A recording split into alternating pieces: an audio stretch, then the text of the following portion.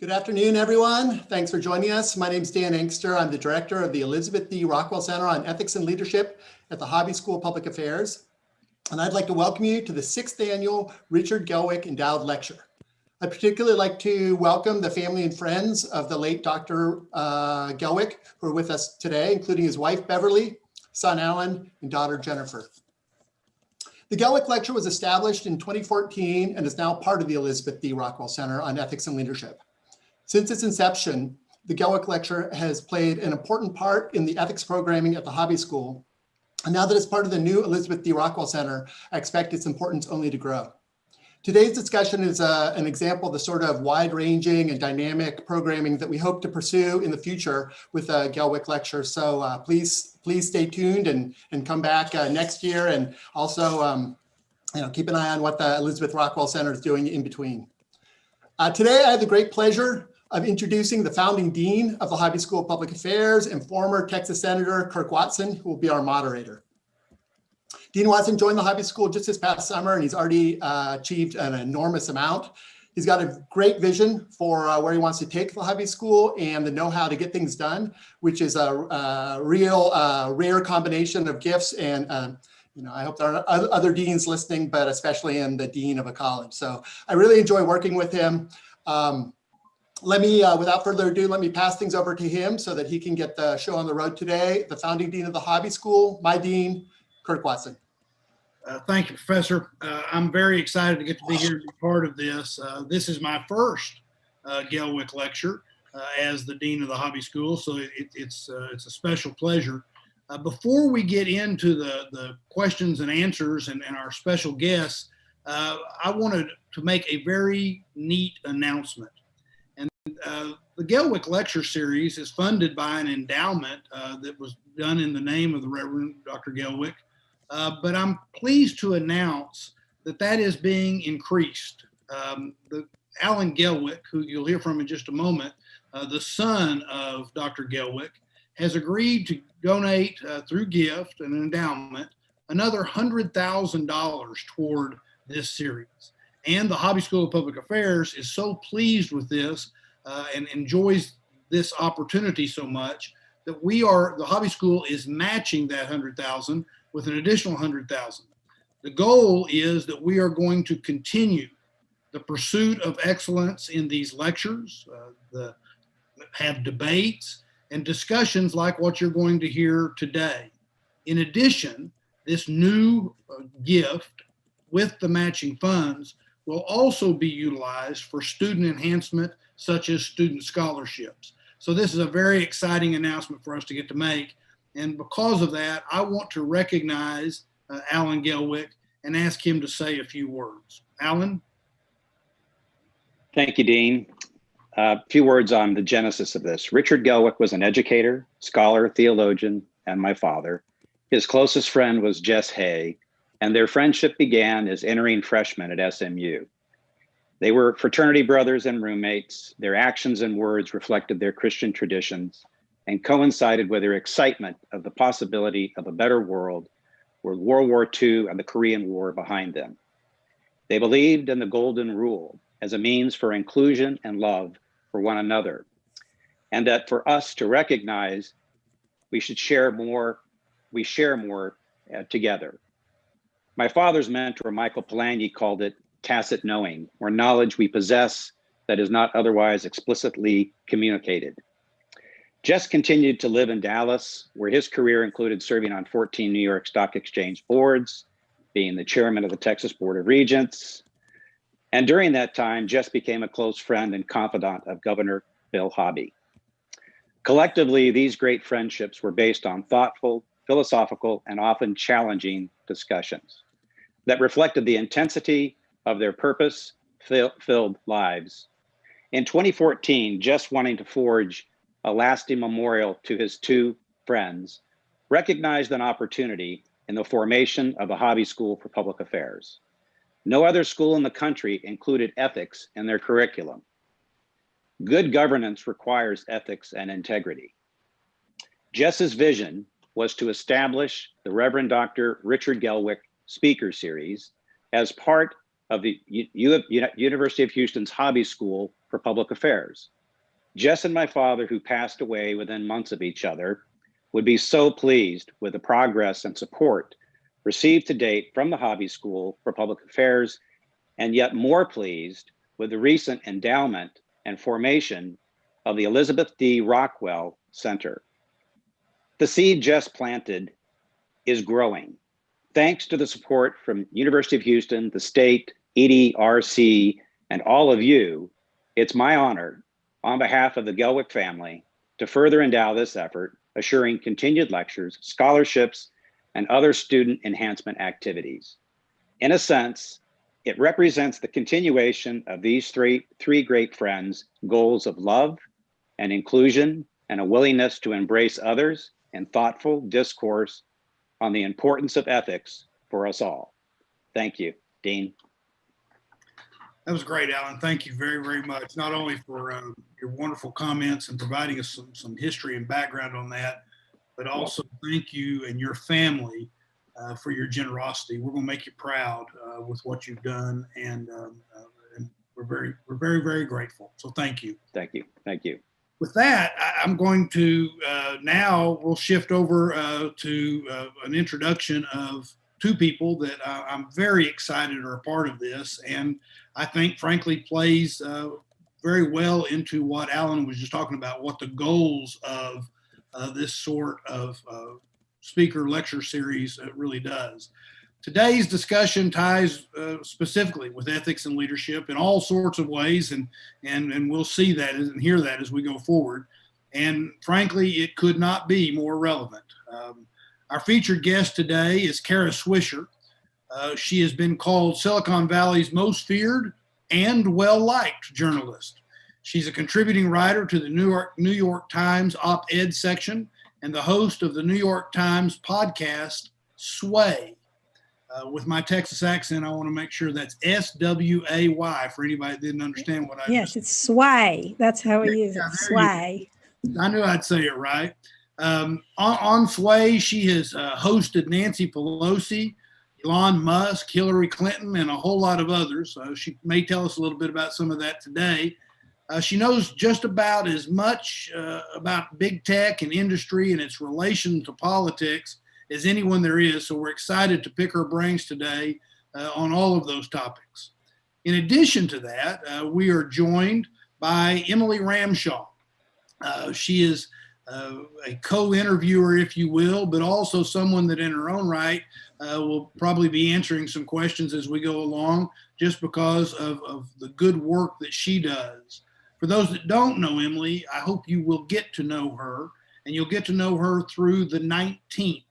She is the co-founder and the CEO of the 19th, which is a nonprofit, nonpartisan online news source focusing on the intersection of gender, politics, and policy. She is the former editor-in-chief of the Texas Tribune. And for those of y'all that don't know the 19th, I encourage you to go to the 19th and follow it regularly, because it provides a great deal of information. So what we're going to do now is we're going to begin by asking Kara some questions and have a bit of a free-flowing discussion.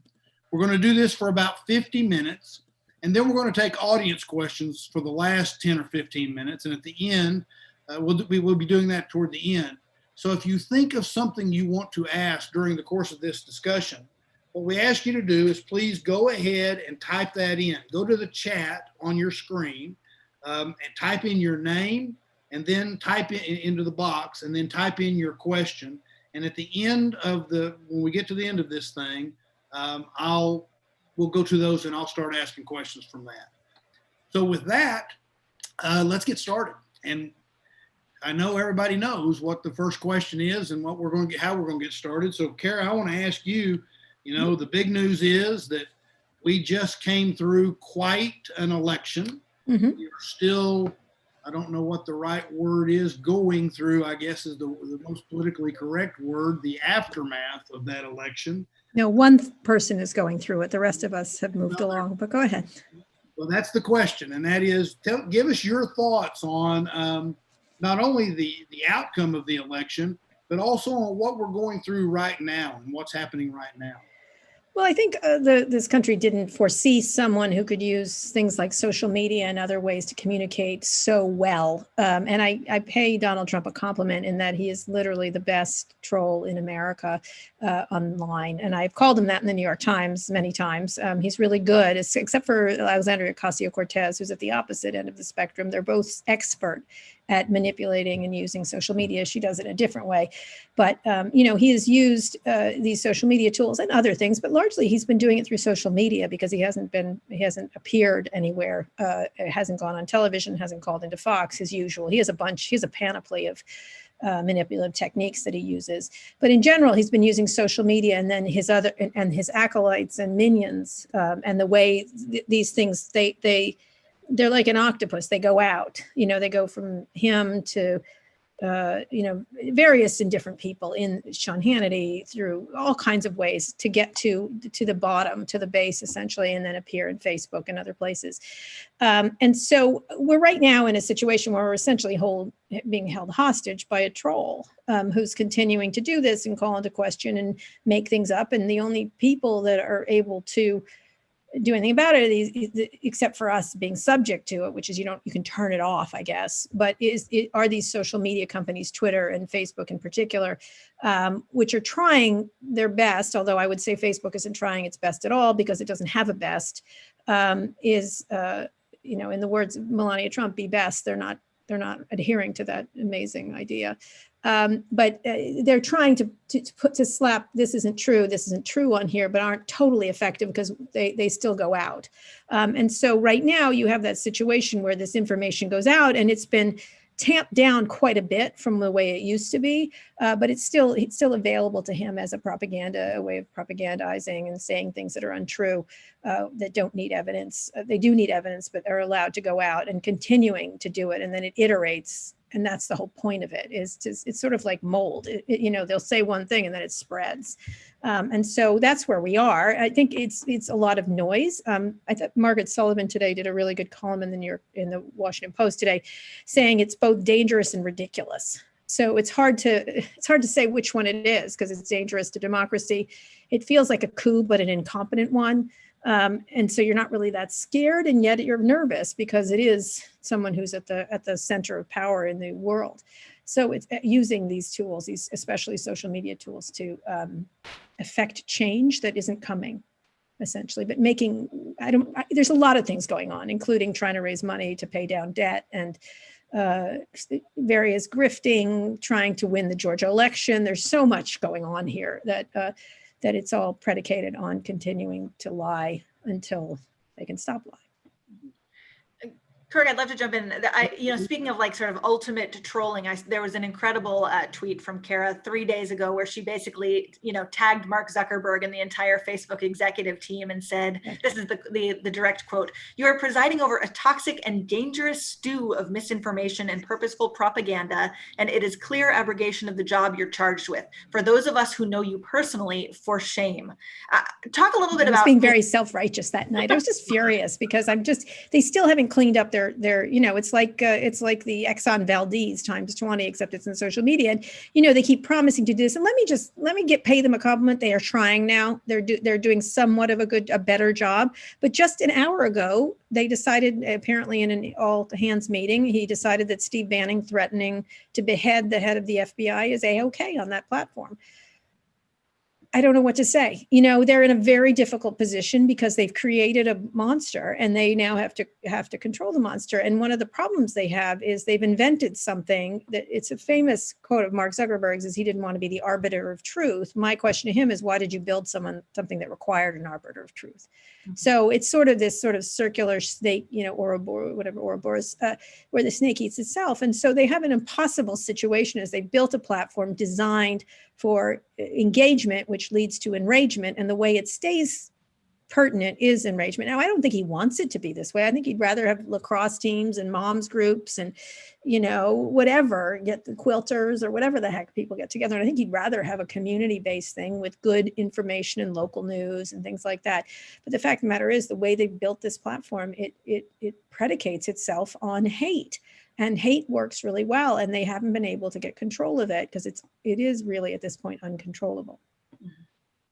Emily, you want to follow up on that in any way? I mean, I'm curious about, so that's Facebook. And obviously, I do think that the efforts to, imposed by Facebook in this election cycle to try to sort of slow down the spread of viral misinformation, in some cases it worked, in some cases it didn't work. I think overall it still feels like largely, a cesspool of misinformation. I'm curious about what you think about Twitter, Kara. Obviously, we started to see in the days leading up to the election, every time I'd try to retweet something, until today, every time I try to retweet something, I get a message that basically asks Do me, you really want to do this? really want to do this? Yeah. Right. I love that. I think it's great. Yeah, I think it's great. actually, It's sort of the drunk test. Do you really totally want to write that text to your ex kind of thing? Great for the 1 a.m. trigger finger, but yeah, I mean, what do you think? How Let me say effective is one of the things that's interesting to me, and let me stay on Facebook for a second, only because it's not just misinformation about politics, because we all have these partisan issues right now, although I do think people are less angry at each other than they are on social media. I do think that's the case. And I think and especially in media, they tend to focus on,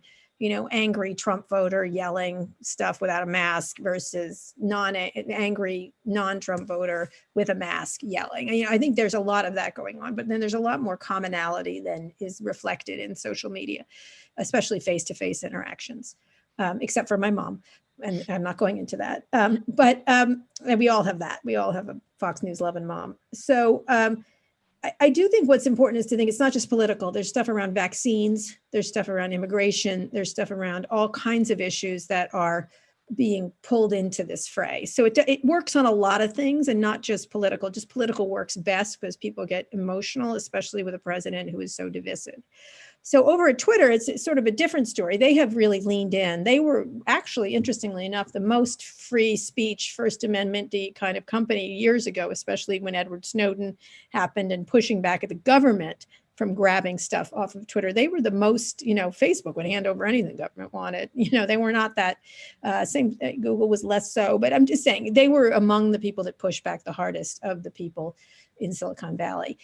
In this case, they've been the first people to finally move in and do something about it, largely because Donald Trump uses the platform and it's become a problem where they look like they're the enablers of lying, like constant lying, and they've done nothing about it. And there are reasons they have done that, because a newsmaker, this and that, and he gets to live under special rules. And I think he, as he is wont to do, Maggie Haberman talked about this the other night, who's a reporter for the New York Times, who's covered him forever. God love Maggie Haberman, but that's her job. She was saying he likes to push things to see how far they go. And he keeps doing it and people keep letting him. So that's what he was doing on Twitter. And then finally one day, I'm sure either Vijay Gadde or Jack Dorsey, she's the head chief counsel, said that's enough. No, he has to adhere to some basic rules of this, which of course got the whole conservative bias thing going, which is just nonsense. But there's no evidence. It's very much like voter fraud. They say it, but they don't show any evidence. They just say it. And there is no evidence, by the way. It's just that some of these groups break rules more than others. That's all. And so I think that you have a problem. Twitter has really pushed back and tried to do some stuff. And I think they first started doing it over election stuff. Although I think they were set off by the whole thing that Trump was doing around that woman who died, and blaming Joe Scarborough. I wrote a column about it. I think people there were disgusted by the use of their platform for propaganda and just plain out cruelty. And so they started to move in. It's been a tough road for them though, because now they've become the arbiter of everybody, right? Like, that's really tough. Who do you enforce and who don't you enforce? Yeah. What needs to be done? I mean, if you had either a magic wand or the pen, or they would listen to whatever you say, what would you say needs to be done? Well, they should have done this a long time ago. I think one of the problems is what they did is they allowed, Donald Trump it's not his fault. Why wouldn't he use these things? I mean, I hate to let him out, but of course he would use them if they're available to him. I think it's like giving a kid, I have children, if you give them sugar for years, they're going to be obese and crazy, like manic and nuts and stuff like that, if you do that. And so they have allowed this behavior to go on for so long and didn't do anything about it that people in their minds think it's an anything goes kind of place. And so then you have a lot of people going on about the First Amendment. Like that's my favorite part, is people lecturing me about the First Amendment. And not that I'm an expert on it, but I can read and I know what it says, which is government shall make no law abridging those five things. it doesn't say Twitter shall make no law. It doesn't say Facebook shall make no law. So they never made any laws, or the laws they made, they didn't enforce. Then they changed their laws. And so what we have here is these group of people, none of whom has been elected, but it's not a public space either, making people think it's a public space when it's not a public space. It's a private space. So they can do anything they dang well please, like, you know. And I think that's what is, people have an expectation of being able to do anything because they let them. And then of course you can't, when they decide to change the rules or shift the rules or enforce the rules. And that's the issue. The other issue is that platforms are built this way. They're built for enragement. They're built the way that all the incentives, whether it's advertising or whatever, is to get you to stay on there. When you go to Google, you don't stay on Google. You just go and get your information. It's utility. You go and get it. When you order an Uber, the Uber well, there's issues with Uber that's separate about labor and stuff like that. But you order the Uber, you don't stay on it. It's a utility. You don't pause. The whole business of Twitter and to a much larger extent, Facebook, is to keep people on these platforms. And so again, hate clicks work better than like nice clicks. There's just the way it works, it's so addictive. There's so many addictive elements to it that people don't understand that it's systemic. The addiction has to do with the hate, has to do with the misinformation. And when you have a captive audience like that, bad players come in and take advantage of it, whether they want to sell you, I don't know, toilet paper, or they want to hit an election. It doesn't really matter, but it's subject to a lot of manipulation. And so the architecture of it, to me, is the problem. And so, tear down the house is the only thing I can think of, because I don't think it's fixable in the way it's been created. And when you see other platforms like TikTok, now I'm not going to get into the Chinese part of it, but the way it is architected is it doesn't do it through your friends. It just does it through your interests, right? And so TikTok is quite, I know there's problems on TikTok, but it's quite delightful for the most part. I don't think you have a bad experience. To a lesser extent, Instagram is like that. You know what I mean? It's not so much your friends, although that's a friend-based kind of thing. It's your interests. And so therefore you get a lot less anger, unless you're a particularly angry person. I get a lot of tie-dye. I don't know why on TikTok. I don't know. I just must like tie-dye. I like it. I like tie-dye now. I don't want to do any tie-dye. I don't want to wear tie-dye, but I definitely like watching it being made. So it's really interesting. And look at Snapchat, again, a very utilitarian, useful thing. It's for communications. And so it's how you build things is what you're going to get, essentially. And so the way it's built is built for engagement, addiction, and anger are the things that tend to do well on these platforms. But, sort of use your burn down the house analogy. So let's say there is so much outrage or so much frustration that Facebook and Twitter and these other platforms really do institute, really rigorous changes or burn down the house effectively. That architecture you're talking about is already there and out there in the world. And there are new social media platforms, Parler, some of these other things that I know you've written about. Won't the sort of conservative or misinformation machine just create new platforms now? I mean, is this sort of this cat out of the bag? It seems like this is, Well, it can be. There's, some of these platforms are made to be, free speech, total free. You can do what anyone. They're going to run into the same exact problems because it's going to get ugly. What do they do when, the pedophiles, they always show up? You know what I mean? All these various people start to show up and they don't want them there. You know what I mean? Honestly, who does? And so nobody. And so one of the issues is one with, is it Parlay or Parler? I'm not sure I don't really care. I'm not going to join it, but I bet on it. The problem with those is all the people go there who are conservative. Let's talk to each other. And what I said earlier, it's I call it a flash in the Klan. Like they're not going to want to be in a place where they can't argue with Alexandria Ocasio-Cortez. I'm just using her as a thing. They want to be in a place where they can have clashes. And so I don't see that these things they'll just be talking to themselves, and they don't want to talk to themselves. They want to talk to the world. Now they could have them, but they could do that through direct mail. They could do that through other ways before. And so but it didn't really set it off until someone like Phyllis Schlafly, for example, very underappreciated person in terms of influence, whether you like her or not, which I do not. She did understand the need to go wide and viral in a way that other people didn't. I think she's someone that people are going to really reconsider her impact on the conservative movement many years from now, or if not now. So I think they'll have those, but eventually they'll run into the exact same problems that these other platforms do. But from a fix-it kind of standpoint, a couple of things are being talked about. One is last month the Justice Department made a lot of noise, and appears to be looking at the big tech companies. With They're filed a lawsuit against Google. Right. Okay. And so people are anticipating that's going to result in more discussion and more action with regard to antitrust violations. Well, there's a number of things being considered, not just antitrust violations, because it's another thing. Like when I always try to urge people to think about this systemically, not, addiction is related to hate, is related to advertising, is related. You have to understand it's a whole system that works together rather than let's hit addiction, let's hit this. The same thing with dealing with the power of big tech. Not every tech company deserves to be broken up.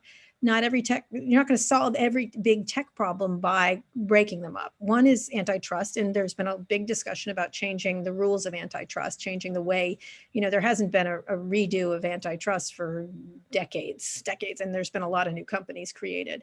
I think it's 50 years. It's some number that's rather large, and the original act is 100 and some years ago. So there needs to be a rethinking of what antitrust is and who gets impacted. Right now, it's based on consumer harm. It probably needs to be based on non-quantitative things. Usually, price is the issue. There probably is non-quantitative things like impact on innovation, impact on rivalry, and things like that. So that's one thing. Antitrust is being waged by the Justice Department and the FTC. They kind of split all the companies up. And I think the FTC has Facebook is probably right now investigating. And then there's the House that the antitrust subcommittee just recently came out with a 500-page report about it and had some very damning emails from a lot of the companies, Facebook and Amazon in particular, on different topics. And then you have the ability to do things around new legislation like a privacy bill and things like that, which we need to do. And it needs to happen, except they can't agree on lunch in Washington, D.C. So good luck with that. I think Mitch McConnell's focused completely on Georgia. He's not going to start talking about this. And by the way, we have to clean up the economy post-COVID. So we got a lot of things to do before and in that interim period, tech has gotten bigger than ever. So now they're more powerful. They have more lobbyists. It's kind of hard to see a lot of stuff going at tech really hard or being able to be successful. Then you have just basic enforcement of current laws. And then lastly, you have fines, fines that we could put on certain companies for behaviors, or new regulatory schemes like with Apple and the App Store. That doesn't probably need to be broken up, but it needs some guidelines. Amazon's issues are around its marketplace and the stuff it sells. Everybody has a different thing. And so when people say big tech, I'm like, there's no such thing. Each company has its own discrete problems that we have to deal with, and each company and each of their problems deserves a different solution, not one big, break them up, it's not going to happen. That's not going to happen. Is there a partisan divide in the congressional report that you were just mentioning a second ago? And how does this sort of shifting a new administration coming in affect the outcomes in these conversations? Yes, there is. The Democrats focus on power, which is really where the point is. Not because I happen to be more on the Democratic side, but it's power is the problem. And actually, that's the problem Republicans have too, because they complain about this conservative bias.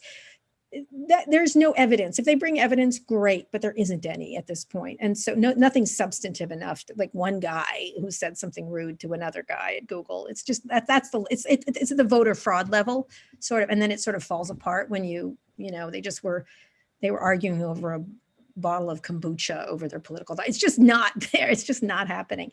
And so they have to come, of course, with evidence if this is their argument. But barring that, what they're really talking about is power, having too much power over platforms. One person at Facebook has complete power over the whole platform because he can't be fired. This is a person who can't be fired, who has a communications platform that is used by billions of people across the world. That's what the problem is power, and having so much power. Should they be able to buy anything else? He has, first, besides Facebook, they've got Instagram. Besides Instagram, they've got WhatsApp. Besides WhatsApp, they have Oculus. Should this company be allowed to become bigger, and should pieces of it be broken off like Instagram and WhatsApp? And so I think that's really the discussion that should be happening. And among the people who aren't screaming, that is the discussion that's happening. You know what I mean? Like they say different things in public than they do in private, as we found in this voter fraud thing. I'm sure Joe Biden's getting a lot of congratulations from Republican senators that you're not hearing from. I wouldn't be surprised if your own senators aren't doing that quietly. So maybe not Ted Cruz. I sincerely doubt Ted Cruz is that out guy. there. Yeah. Talk about someone who's bad at Twitter. There's some, you're no Donald Trump, Ted Cruz. But In any case, they power is what they should be discussing. And I do think, there's certain people, even though they sort of go on and on about the conservative bias, someone like Josh Hawley, I think really does understand. I've seen some stuff he said that I'm like, that's exactly right. He's super intelligent. I don't agree with him on almost anything, but when he talks about antitrust and power, he's talking about the right things. So I think there is some common ground about that there are no guardrails on this industry except to help it. And so given there's no guardrails in every other industry, whether it's, oil or airlines or cars or Wall Street, everybody has rules and the tech industry does not. And so what should they be, I think is a really laudable bipartisan thing to do together in smart ways, whether it's reforming Section 230, which gives them broad immunity, or figuring out privacy. This is something in the interest. It's a bipartisan thing for all citizens, I think. Where you go, Emily? Did you have something else you were getting ready to I'm just curious, so what does a Biden presidency mean for the tech companies? It depends on who gets put in what place, right? I don't think they're going to be gangbusters. It's not going to be Elizabeth Warren all day long. One thing that was interesting was when Mark Zuckerberg said that she was the existential threat to Facebook. And I was sort of like, not climate change, not war, Elizabeth Warren, are you kidding me? When I heard that, I was like, you've got to be kidding me. But of course, he wasn't kidding. If you have Elizabeth Warren or others, she's been the most vocal. Sure, if she gets in a position, if she gets at the FTC, wait a minute. Yeah. That'll be, she's sort of like Marguerite Vestager, who just recently sued Amazon, just this week, sued Amazon. She's in Europe. She's been very effective there in pushing back on the tech companies, but they like that there in Europe. So she's popular. If it's someone else, maybe it'll be aggressive, but not too aggressive. It'll be aggressive. But the fact of the matter is, Bill Barr is the first person to sue a tech company. Right. And a lot of the prosecutors wanted to go a little slower, probably because they didn't get all their homework done. But I don't think you're going to see a huge amount of aggression. It just depends. I'll have to wait and see. It certainly won't be Kamala Harris, who's been both friendly and unfriendly to the tech. She's about where most people in that administration seem to be. Talk tough, don't maybe not be tough, but we'll see. Go back to the Barr comment, because I think a lot of people were surprised about what you just said, that he was the first. What do you think prompted that? What was the politics? Yeah, that's what I was going to say. I'm going to be cynical. Oh, he's doing it for all the wrong reasons. The guy is just, come on, everything he does is calculated to an nth degree to what will benefit Bill Barr. But, this thing he just did this week was just, who knows what he's doing? He's on some trip that is even separate from the Trump people. I don't even know what he's up to. But what he did was that he pushed forward this investigation of Google, which, by the way, is 10 years late. It's not like it's, this should have happened a long time ago. And I think the Justice Department lawyers, as they want to be, they're very slow, they're very careful. And the problem with being very slow with these companies is they rush by you so quickly, and the issues rush by you so quickly that once you're doing one lawsuit, really it turns into this. It's not like Microsoft 20 years ago, I think it's almost 20 years ago. It's something like that. It's not the same. It's not the same environment now. And it's not just one company, it's 6 or 7 of them, or 4 really, 3 if you really want to. It's Amazon, Google, and Facebook are the real problems. The others are, Apple can be dealt with relatively easily. But Amazon, Facebook, and Google present the most and very different problems. And so it's the first time someone has actually moved forward. So he moved forward. If you notice, they didn't move forward on Facebook because Facebook's been friendly with the Trump administration. So Facebook certainly deserved to be moved forward on. Same thing probably with Amazon. I'm not sure why they didn't move. That Europe did was really interesting this week. But, Google's been sitting there for a long time. And that probably is the right one to go to first because it's the oldest company among them, or sort of oldest. Yeah, I think it is. But it's the one that has had the most power for the longest time. And it seems to be obvious. And the FTC in the Obama administration declined to do anything about it. And That's a story that isn't told that often. And I think people are surprised when I say this. I think the Obama administration blew it in terms of doing anything, just sort of didn't pull the trigger on doing anything because they were close. They were close. Let's be honest. Switch gears with us a little bit, and let's talk about just Silicon. I say switch gears.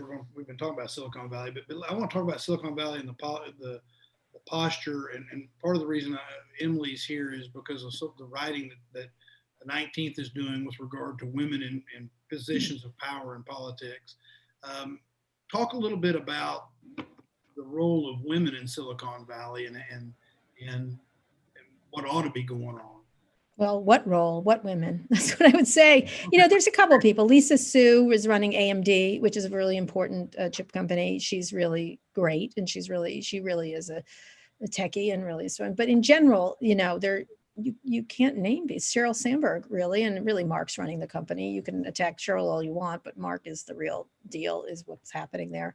There are women at lower levels at these companies, like Vijay Gadde, who runs the general counsel for Twitter, is quite powerful at that company. You don't know about her, but she's really powerful. Each company has people at levels, important people, women at levels, but in general, it still remains a white male skew. Younger, but not too young anymore. They're starting to get older, but it's still, no matter where you are. At Google, you have Susan Wojcicki, who runs YouTube, has been there for many years, and of course they started Google in her garage, so she's been around for a very long time. And there are significant women executives at Google for sure, in various jobs, and have been in the past. But in general, it's still, whether it's the startups or the venture firms, and especially the venture firms, it's mostly run by men and typically white men. But they throw in a few men of color and very few African American men. But they do. It's pretty much the same thing that it was when I got there 25 years ago. There's been a big push in women-run venture firms. There's been a whole bunch of them recently. Most of them, interestingly, funded by Melinda Gates, who has been putting some of her money to work by becoming an LP in some of these women-led firms. Not women-led firms, I would say, because they're a diverse group usually when you look at the group of them. So we'll have to wait and see, but the really big issue is getting women on the cap table, in terms of these companies. And that's where getting on the cap table is all that matters. And most of these cap tables have the same exact people, the same exact type of people. And that's where until that sort of happens, you're not going to see an enormous amount of change. Full disclosure, Melinda Gates and Pivotal are definitely supporters of the 19th. Helped There us you get go. off the ground. So, Of course, she's doing a lot of. She and Mackenzie Bezos are doing a lot of. Mackenzie's doing it through a sort of a social justice kind of lens, but she's now, I think, the richest woman in the world, right? Is she? Possibly. I think close, and they have a huge challenge out that, right, an equity. Oh, she has to be now. Amazon stock, by the way, is going to go through the roof in the next month or two. She's very wealthy. She's extraordinary. And what she does will be really interesting. Because she's got a lot of money. You mentioned YouTube a second ago. And Lorraine Jobs is the other one. Yeah. Lorraine Jobs. Yeah. Also another supporter of the 19th. There you go. You got them all. You just need Mackenzie Bezos, and you gotta shout out to her. I don't think she speaks to any. I know her a little bit, but not for years. So you mentioned YouTube in this just previous conversation. I do wonder what we don't talk about YouTube as much from the standpoint of what their responsibility is from, for weeding out disinformation, but there is a lot of it there, and it seems kind of like a free for all. What are your thoughts on that? Well, I think Susan said the right things. Let's say, at least she acknowledges it. And I've done lots of interviews with her over the years. I mean, they have a unique problem in that to monitor video is much harder than anything else, than content or anything else, because you can apply a lot of AI to text in a way you can't do it to video, although you certainly can do it to video. I think the issues around them are how they recommendations. They probably should just turn off recommendations. Like that's all, and let people find these things for themselves, because what they tend to do is you tend to go down a path with them, and it gets more and more radicalizing as you move down it. I think they certainly talk about it, which is refreshing that they discuss it. Whether they do enough, that's a big issue. And I think they have been trying to fend off whether it's anti-vax information. I think there's a lot of that on YouTube. Obviously, white supremacists, they're better at going after. They recently, I think, said they were going after QAnon stuff. And so, they've got a panoply of really horrible things to have to deal with, besides already dealing with, pornography, child pornography, terrorist stuff, every bad impulse of humanity. I mean, really, ultimately, the problem is humans, but humans with these tools that are able to weaponize all these issues, weaponize and amplify is really one of the big problems, weaponization and amplification. And the tools are made for that. And it also allows people, especially malevolent people, to use them and target a million different lies to a million different people. That if you put a billboard in Texas, everybody sees it, right? You can see it in front of you. You put an ad on a television, everybody sees it, or a lot of people see it. When you do a lot of this content where you're aiming at people, nobody sees it but the people intended to see it. So it's very hard to police. And I feel badly for them that they have to, but they shouldn't have built, a hall of mirrors if they didn't expect people to bang into the walls. I don't know. I don't know if there's a solution to it on some level. I mean, I'm curious. Sorry, Kirk, I'm dominating here. You jump in when you want me. You want me to stop. Do you think we're living in a post-truth future? No. I mean, is there? You really don't. Like, we have, this country is so fractured, and both sides believe that everything they say is completely accurate, and the other side is. No, they don't. No, they don't. Really? You don't think so? No, they don't. I think that what happens is some of the base certainly does. What's interesting recently, a lot of the QAnon stuff has declined a lot because everyone's like, wait a minute, maybe they aren't lizard people. Maybe that wasn't right. You know what I mean? This has happened in our country a zillion times, by the way. Go back to Salem witch trials. Like, this is something that's a genetic or DNA of, I don't mean genetic, but DNA of our country. Is a lot of this mania, and we are so bad at history. It's happened a dozen times, throughout our history, whether it's in a small pocket, I'm sort of one of these students of like weird rumors that pop up in places, whether it's the Loch Ness Monster, which seems harmless, or the Salem witch trials, which is malevolent, or Joe McCarthy, malevolent, or alligators in your toilets. Like, we're good at this kind of bullshit, essentially. And so what's different is that it's become, as I said, amplified to an nth degree, like to infinity, and weaponized. And so anybody can do it. And when so malevolent players get a hold of it, it creates, it's a whole new, it's giving everyone, it's like getting a computer, you now have the power of so much in your hands. Well, the internet jacks that up to, 11, and then social media jacks it up another to 11. And so that's really the issue, is the constant iteration that happens here. And people on the receiving end get flooded with information. And what we hear from Mark Zuckerberg and others is, well, you should have a good information diet. You should try to watch your diet. But you're having this stuff, it's like having Twinkies shoved in your face constantly. You cannot have a good information diet in this environment because it's flooding at you and it's hard to see the truth. Right. And then meanwhile, you have a president, this is all implicit, the problems that are having here. You have a president who's explicitly saying these things. And that's the genius of Donald Trump. He's explicit. The implicit becomes explicit. And so then it's sort of, we're all discussing voter fraud. There's no voter fraud. Like, why are we discussing voter fraud instead of talking about COVID right now, or things that are real? And so our country tends to like to do this because, do we really want to talk about COVID? Well, that's depressing. We're not going to get outside until next fall. I'm sorry I just had an interview with Moncef Slaoui, who's head of Operation Warp Speed, who's a very competent, very well-known doctor and stuff like that. We're not getting out until the next fall. Nobody wants to hear that. So they'd rather hear this kind of stuff.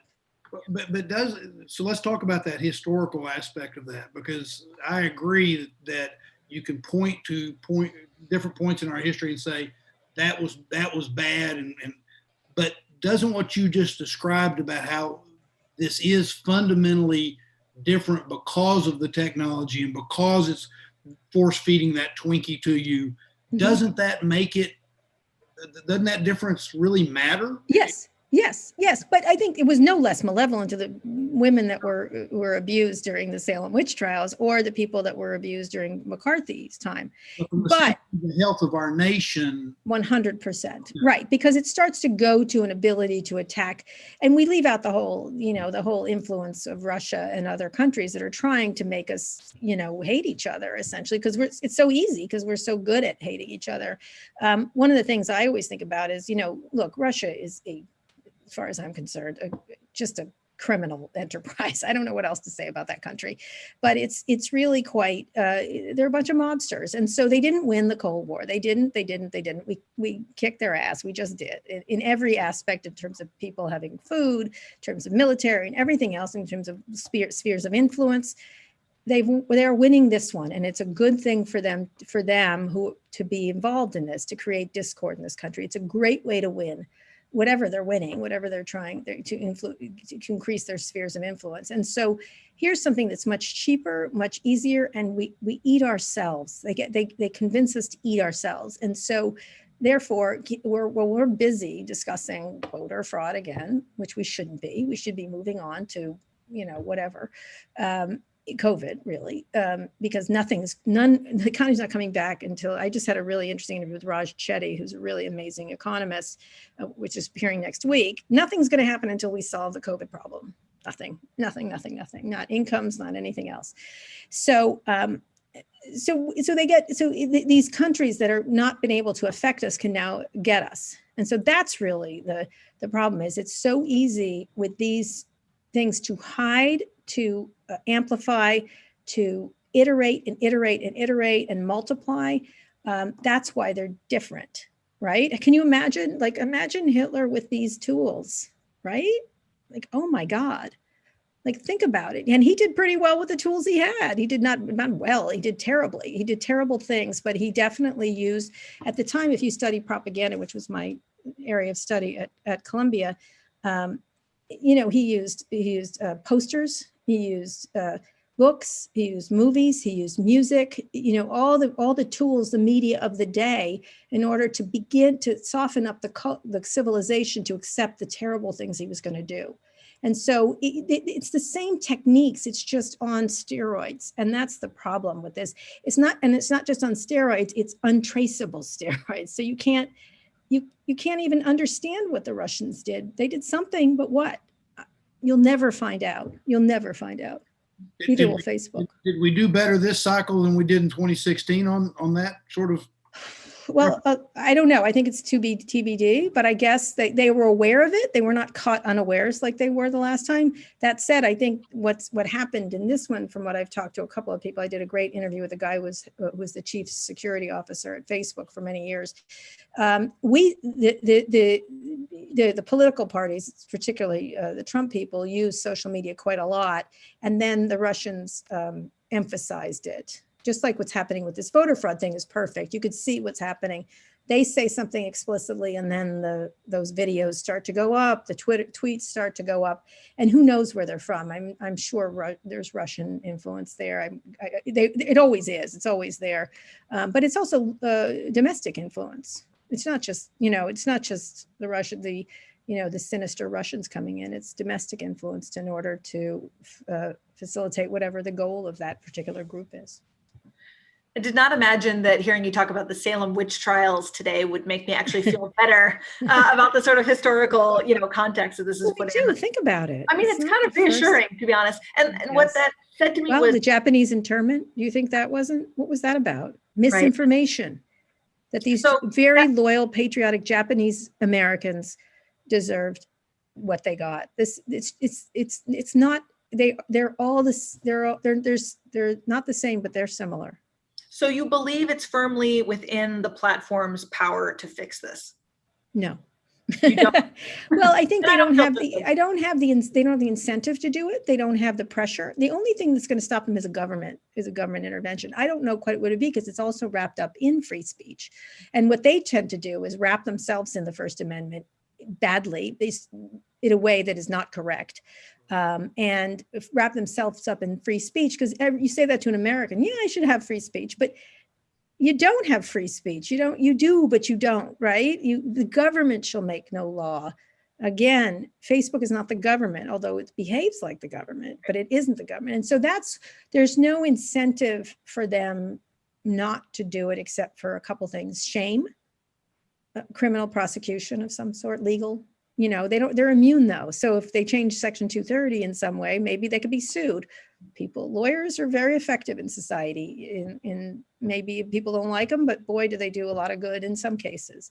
So that's the issue. Is there a legal way to do this where they'll sure start fixing it more if they feel like they could be sued for it. Then there's just government itself, and that's the only thing that can stop this is government.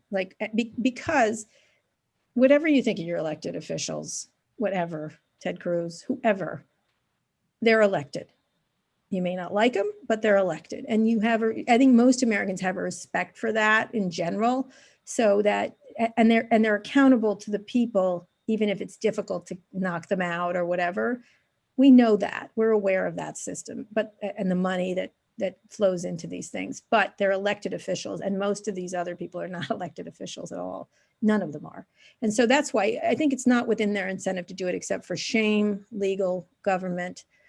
Some people do. Some people, you see the CEO of Airbnb has decided to perhaps change some of their practices. You see the CEO of Lyft who wants to work with labor, even though they won. He could just walk away and do very well.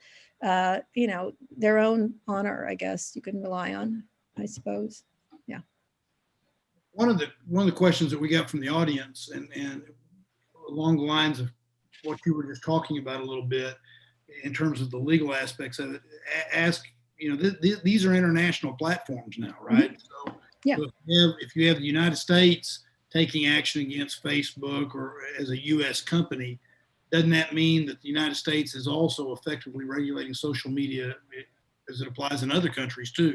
No, it's how they operate in this country. Every country is different. Facebook has to operate in Germany. Facebook already does things in Germany they could do here, but they don't do them because Germans have laws against Nazi paraphernalia. Like Amazon can't sell that.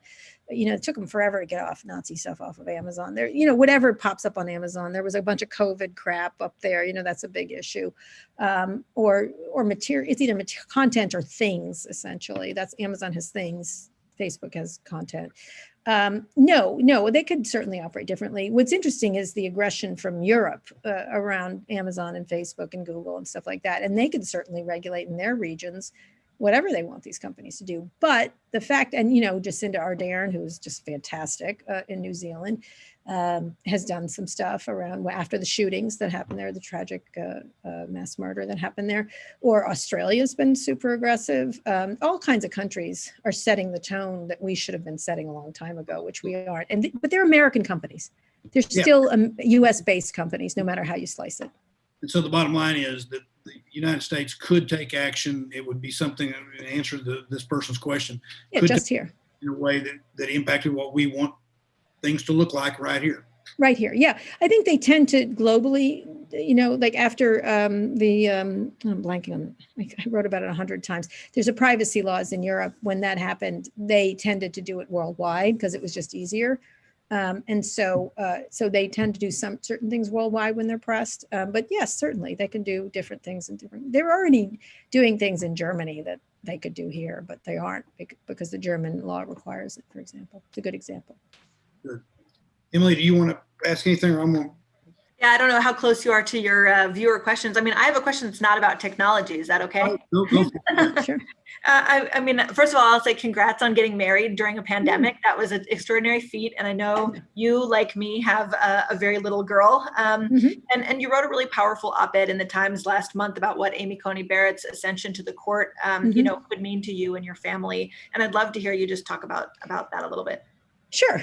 So I got married for the second time. And when I was married last time, which was very difficult to get married, which was back in the 1990s, it was super difficult. And it was super difficult to have children. And one of the things that I have two boys too, one who's 18, one who's 15. And each of us had a baby, who's a donor parent, a father. And it was really difficult to do that. And it was very difficult legally to do it. And we were unprotected. And there was all kinds of I have a stack this big of the stuff we had to do that still could have been challenged if there was an angry grandparent somewhere. You know what I mean? It was ridiculous, the amount. And certainly wasn't equal rights under the law. It was, you have to do this, I get to do this because I happen to be straight. And so when the marriage laws finally changed and gay people got equal rights federally, it happened in California, then it was pushed back. And I wrote about that because when my son was 6, when Barack Obama won, so did Prop 8. And so he thought our family would have to be declared illegal. It was incredible. It was such a gut punch to me. And so when Amy Coney Barrett, when the stuff came out, which they did an inadequate job of talking to her about it, I wish I could say I know what she thinks, but I don't, because they didn't ask her about it. I could make an assumption, given she was on a board of a school that wouldn't allow gay students or gay teachers or gay parents. I'm sorry, gay teachers, forget it, but gay parents, which is astonishing why a kid should suffer for something like that. And so I have an idea, if she served on a board like that, what she might think, because she certainly tolerated it. And so I was writing about that, saying that she was never asked these significant questions, given there's some cases moving up in the Supreme Court that have to do with gay marriage, which should have been settled law at this point. And what really got me crazy was 2 Supreme Court justices, Alito and Thomas, started to talk about that, which wins, religion or marriage, gay rights, or it isn't gay rights, it's people's rights to be married under the 14th Amendment.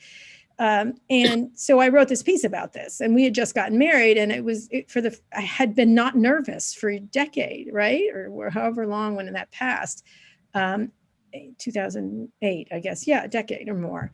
It was done. It was, when it was passed, it was such a great day. And then here it is again at risk because the senators didn't do their job to ask her what she thought about this. So I would have liked to know, and then they could have made a decision. I think that would have sailed through no matter what. Mitch McConnell was going to shove that thing through, like his life depended on it. And so we wrote about that. I thought it was really, what was great is my kids were sort of, this time it was more like, we'll beat you if you try that kind of thing, which was great. But it still was, I'm still nervous because I knew what it was like not to have those rights.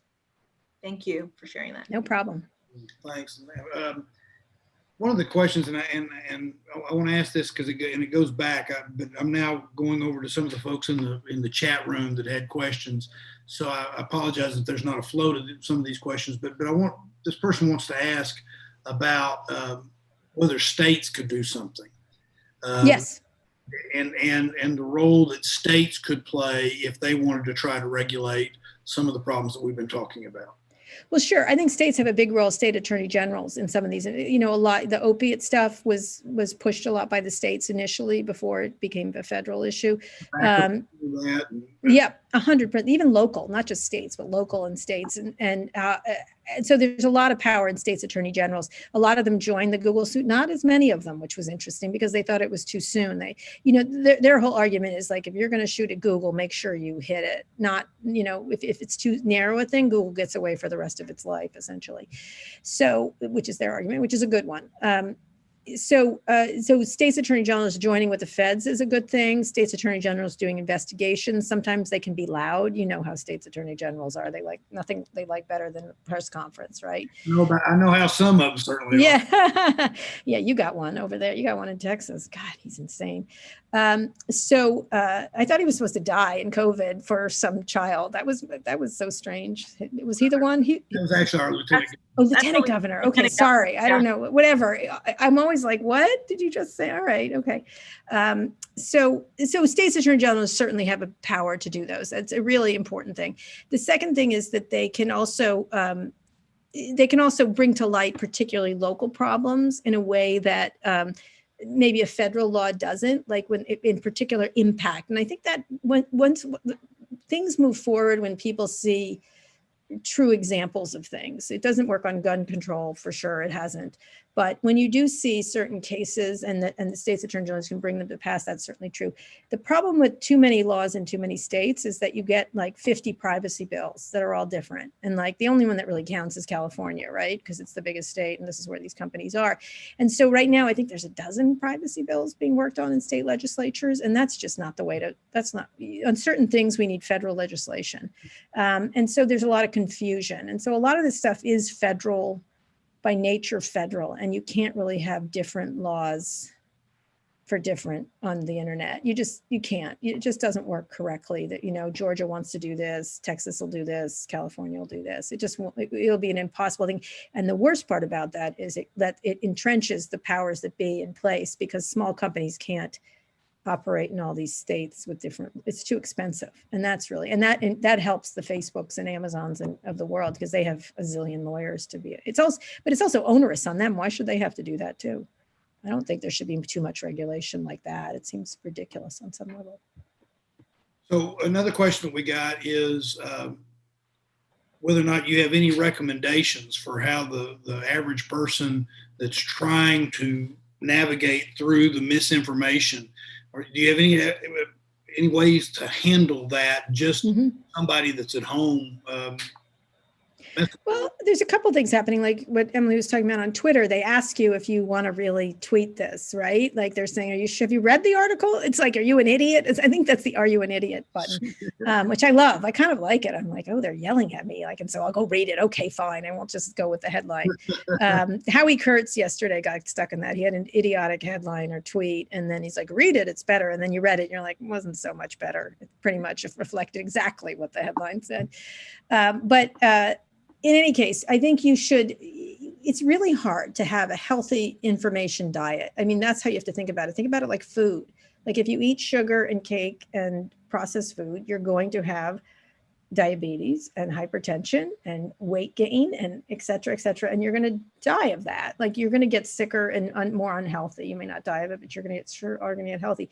But the difficulty of having a high fiber information diet is that you have to make the choices when so much is coming across. And it isn't just so much coming across, it's also hidden in ways. There's a lot of stuff that comes across that looks like NYTimes type. They do everything to try to manipulate you. Like they use NYTimes type or BBC type or something that you might, NYTimes is, that's what the problem is. It's so much of it is hidden. And so it's really hard to distinguish. And so if you're ingesting a lot of it, you are going to get toxic parts of it. And that's difficult. And the other part is people tend not to admit they're stupid. Like when they get tricked, no one's going to go, oh, maybe I was wrong about Hillary Clinton being a lizard person. That was one thing that went all over there. I actually wrote it to Facebook. I'm like, Hillary Clinton is not a lizard. I've met her. She's certainly not a lizard. I even cut her cheek to see, you know what I mean? This whole thing that went around about her. You don't have to like her, but she's not a lizard. Like, let's please stop this. And so one of the things that happened, I thought was really interesting, is this friend of mine was on a Facebook group for a small town in, I think it's Indiana or Illinois. And she's from there and she lives in DC. And so they have this Facebook group, the town Facebook group. A lot of towns have this, very normal. And during all the protests this summer, they were convinced, this small town in Indiana was convinced that Antifa, whatever, was going to get on buses and come to this town and ruin the downtown. And it was all over this site. Like, oh my God, they're coming. Let's get our guns. Let's put up plywood. Let's all this stuff. They're getting on buses. They're going to come from Chicago, blah, blah, blah, blah. Obsessive. Yeah, I heard that too. Here, look at this link. Here, this is all this stuff was being shared that was just lies, essentially. And my friend was like, hey now, everybody, Antifa's not coming in buses. Why would they come to our dumb town? Why would they want to wreck our dumb town when they've got all these other better towns to wreck? First of all, she was making jokes about it and stuff. And this group really believed it was happening. And then when it didn't happen, of course, because it wasn't true, instead of saying, oh man, we were tricked, that was dumb, they were like, well, we stopped them because they saw that we were going to fight back. And she was like, what? They wouldn't admit they're stupid, and nobody likes to admit they've been tricked. And that's the problem with a lot of it. And so what I would advise is especially when you're sharing with family members, you really are careful about what you share. You read it, you maybe checking on Google and stuff like that. It's so easy to click. That's the problem, and forward. I have a problem with that myself. So I think one of the things is really looking up and looking it up and doing a little fact checking yourself, especially with sharing stuff, and then pointing out when people do inaccurate things. Hey, this is not true. Even if they get mad at you, which I think is another thing, people don't like to correct people that are their friends, like you're an idiot kind of thing. This is not true. And so you're going to have to do that. You're going to have to risk friendship issues to do that. I wrote a column about my mom who was watching this. It didn't happen to be online. This was Fox News, who was telling her that it was just like the flu at the beginning of the pandemic. And it took my brother, who's a doctor, and me like a lot to get her to stay inside. It's just like the flu. That's what they said on TV. That's what, and you could say it's her own fault for being dumb, but the impact of the constant propaganda is dangerous. And so we just yelled at her for like a good month before we could get her to stay inside. So. Yelling was effective in that case. Have you ever deactivated any of your own accounts, your own social media accounts in protest? Yeah. I don't use Facebook. I don't use Instagram. I have it. It's still there. I look at it occasionally, but not really. I tend to use the things I like. I like Snapchat. I think they do a nice job. I like TikTok, but I use it on a burner phone because I am worried about Chinese surveillance. I am. But I'm not the way they're handling it. By the way, they've forgotten it. If you've noticed, that's sort of gone away. See, that's the problem, is they were correctly identifying an issue with Chinese surveillance, but then they didn't want to actually do anything about it. It was just a press release. Chinese surveillance is a big issue that we cannot ignore, but TikTok is not the hill we die on for it. It's many other things that are going on with drones and AI and this and that. And so, I use TikTok on a burner phone. I don't use public internet. I have two-factor authentication on everything. But I don't use Facebook and Instagram. I don't want to contribute to it. I do use Amazon. I think everyone is they become the de facto everything store. They always were. And so I sit there and I go, oh, really? I can't believe I'm doing this. But it's so good. They're so good. And I worry about I think about it a lot. But during the pandemic, it's almost impossible not to use them. I'm using their Halo right now. Have you seen this? This is the Amazon Halo. It's like a Fitbit, which is about to get bought by Google, which is about to get approved. And it's a tracker, but it's not just a fitness tracker. It also has tonal. It listens to you, and then it notes your tone. And so today, I was irritated at this point. I was sad at this point. It also looks at your body and does your body fat, which you're like, oh, cool. But then you're like, they now have pictures of me naked. Who's really protected? They say it's protected, but is it protected? And so anyway, I'm just doing a column on this, like that I've gone so far as to let Amazon hear my tone of voice for the past 2 weeks. So I'll be writing about that soon. The minute I finish the column, I'm going to bury this in the backyard. First, I'm going to hit it with a hammer, and then I'm going to bury it in the backyard. I was going to say, that did not seem like the kind of device that you would be a lasting. I turned off all the nests. There's some nests in this house. I don't use them. I turn them off. I don't let anything from Google and Amazon in my house. I don't use the echoes. I just, you know what? I don't know. I know they're probably not doing that much of what people think, all those ridiculous rumors, but I don't need surveillance inside my home. So. Well, here at the end, let me ask you a question about the job you do, the people you get to interview. You were telling us before we actually went live that you today had done an interview with the Lieutenant Governor of Pennsylvania. Mm-hmm. Yeah, just appeared. He's becoming a kind of a media star in his own right. He is. I think Emily gets to do a lot of the same kind of thing, exciting interviews. Emily, you got an interview later tonight, right? Gloria Steinem. That's a big one. That's great. She's amazing. So you guys get to pretty neat lives talking to interesting people. Tell all of us, Kara, from the standpoint of social media bigwigs or people in the tech industry, you may not feel comfortable saying who your least favorite interview was. Sure, be happy to. I bet you are. Being an hour with you now, I bet you're willing to do that. And then who was your favorite? I like parts of every single interview I do. I've had 3 or 4 testy interviews with Mark Zuckerberg, but I do think And I've gotten him into a bit of trouble in each one of them. One time he sweat so much, he almost The sweaty fainted. sweatshirt, the sweaty Sweaty hoodie. sweatshirt. Yeah. The other one, he said that Holocaust deniers don't mean to lie, which didn't do well for him. That particular message was not well received by people who actually believe the Holocaust happened, which is everybody except for the liars. And so, he's a really interesting thing. I'm surprised he ever sits down and talk to me, but I do enjoy talking to him because he has so much power. That's what's important to me. Even though I was very tough on Travis Kalanick, we had a really fascinating interview. And I think one of the things that you do when you do interviews, and Emily can agree with this, is you don't necessarily have to like them. You want to illuminate what they're thinking and get them to tell the truth, their truth, or what the truth is, what they're actually thinking. So when Travis was sitting there before his troubles, of which there were many, he sat down, he said, I said, what's your biggest problem with your business? And he goes, oh, the person in the front seat, they cost a lot of money. Once I get rid of them, my business is great, which was an appalling thing to say, meaning he wants to get rid of people and go all autonomous. And no one ever says it out loud. He said the quiet part out loud. And I really liked that interview, even though I was like, you're kidding me. You just said that. And then I was like, I appreciate it. You just told the truth. You just told the truth, how awful a person you are, but nonetheless, it was actually what you're going for, which a lot of people don't do. So I like those. I always like talking to Elon Musk because he says, he either gets mad at me, I get mad at him. He's so brilliant. He has crazy ideas. It's really fun to talk to him. And he's also arrogant, and, the whole package is there. Exactly what you think, what he's like on Twitter. So I like those. I do tend to like the smaller interviews, though, in a lot of ways. I interviewed somebody named Nicole Wong, who used to be the general counsel of Google and Twitter, one of the general counsels there. And she gave such insight into how these companies got into the mess they're in, but, in terms of content moderation. I thought that was great.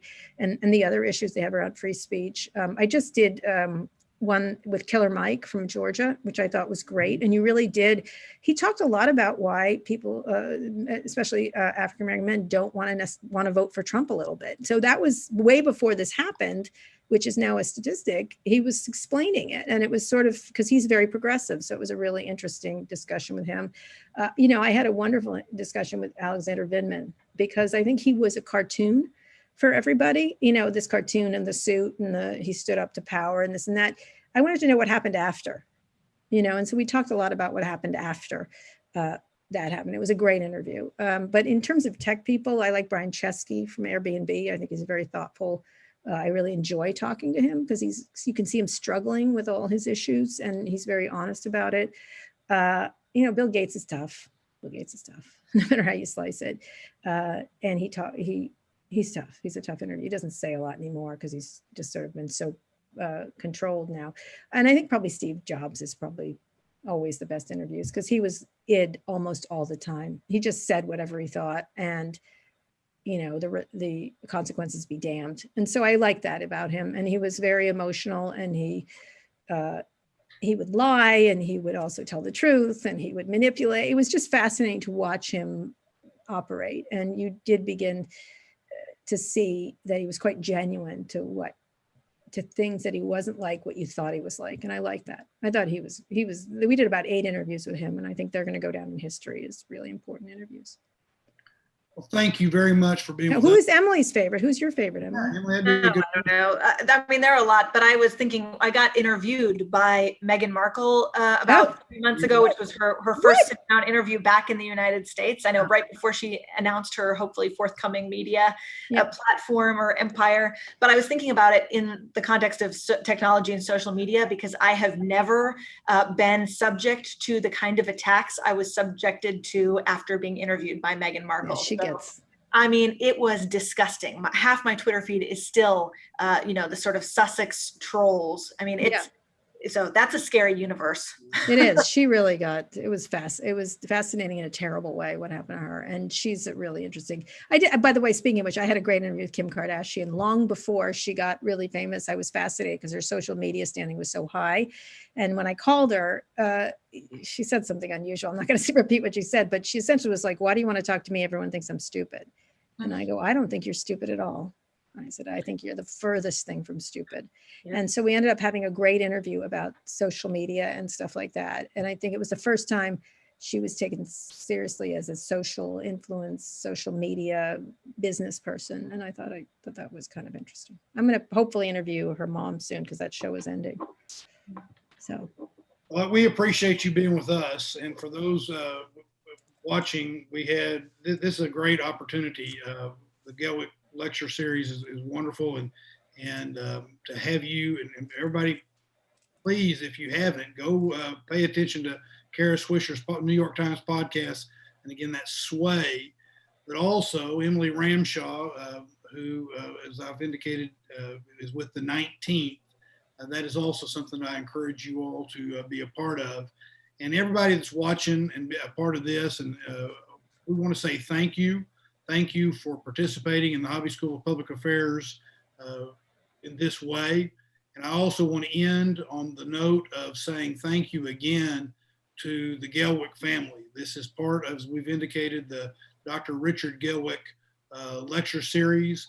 But today we've also announced the additional endowment, and we will continue to strive for excellence with the Gelwick series and strive for excellence in student enhancement at the Hobby School of Public Affairs. So with that, Kara, let me say thank you. Be safe, happy, and healthy. The same is true for you, Emily, and for all of those watching. Be safe, happy, and healthy. Thank you so much. Thanks.